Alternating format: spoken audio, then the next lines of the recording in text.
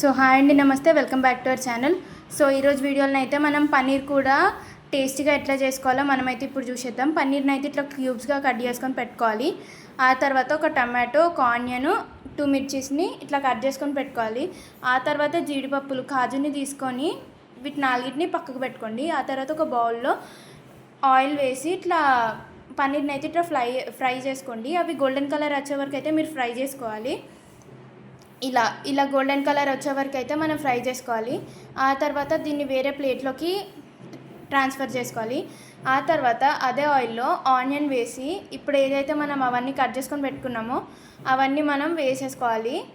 ఆ తర్వాత మనము జీడిపప్పు కూడా వేసేసుకోవాలి. దాంట్లోనే వేసుకున్నాక అవన్నీ బాగా మంచిగా ఇలా ఫ్రై అయ్యాక మనం ఏం చేయాలంటే ఒక ప్లేట్లోకి మళ్ళీ వాటిని ట్రాన్స్ఫర్ చేసుకొని మనం వాటిని మిక్సీ పట్టేసుకోవాలి. ఇలాగా మిక్సీ పట్టేసుకున్నాక ఇట్లా టెక్స్చర్ అయితే ఇట్లా వస్తుంది. నేను చూపించే విధంగా వస్తుంది. ఇప్పుడు ఇట్లా టెక్స్చర్ రావాలి. మీరు ఎక్కువ నీళ్ళు పోసేయకూడదు. మేమైతే మళ్ళీ మా కన్సిస్టెన్సీ ప్రకారం మేమైతే మళ్ళీ గ్రైండ్ చేసుకున్నాం. మళ్ళీ అదే బౌల్లో ఆయిల్ వేసి జీలకర్ర వేసి బిర్యానీ ఆకు, కసూరి మేతి ఇట్లా మసాలాస్ అన్నీ వేసుకొని నచ్చినవి ఆవాలు వేసుకొని అవి ఫ్రై అయ్యేంత వరకు అట్లనే ఉంచి తర్వాత ఒక మిర్చి వేయాలి.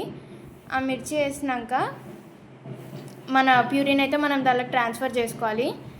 ట్రాన్స్ఫర్ చేసుకున్నాక పసుపు వేసుకోవాలి. మళ్ళీ దాన్ని మిక్స్ చేసుకోవాలి, ఎందుకంటే అక్కడే ఉండిపోతే ప్రాబ్లం అవుతుంది మనకి. ఆ తర్వాత మీకు రుచికి సరిపడా కారం వేసేసుకోవాలి. మేమైతే ఇక్కడ 2.5 అట్లా వేసేసుకుంటున్నాం.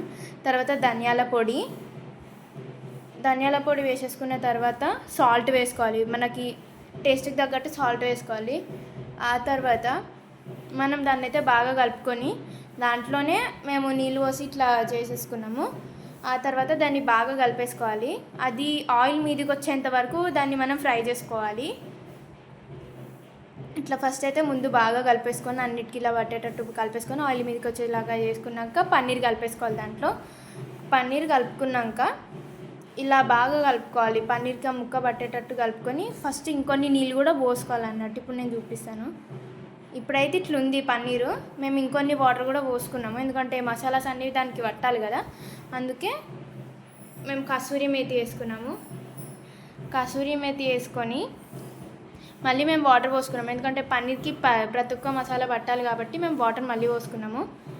ఆ తర్వాత మేము దాన్ని బాగా స్టిర్ చేసి బాగానైతే ఇట్లా చేసి పెట్టేసినాము, మూత పెట్టేసుకున్నాము. ఆ తర్వాత ఇట్లా పన్నీర్ కర్రీ అయితే మనకు రెడీ అయిపోయింది. కొంచెం కొత్తిమీర చల్లుకొని గార్నిషింగ్ కోసం కొంచెం కొత్తిమీర చల్లుకోండి. కొంచెం కొత్తిమీర చల్లుకొని ఇట్లా మీరు వాసన చూస్తేనైతే ఇట్లా గుమగుమలాడుతుంది అన్నమాట. ఇది చాలా బాగుంటుంది. ఇట్లా మీరు ఒకసారి అయితే ట్రై చేయండి. స్టవ్ అయితే ఆఫ్ చేసేసుకోవాలి. కొత్తిమీర వేసుకున్నాక చూడండి ఎంత బాగా అనిపిస్తుంది, ఎంత బాగుంటుంది, చాలా బాగుంటుంది. మీరు కూడా ట్రై చేయండి. Thanks for watching.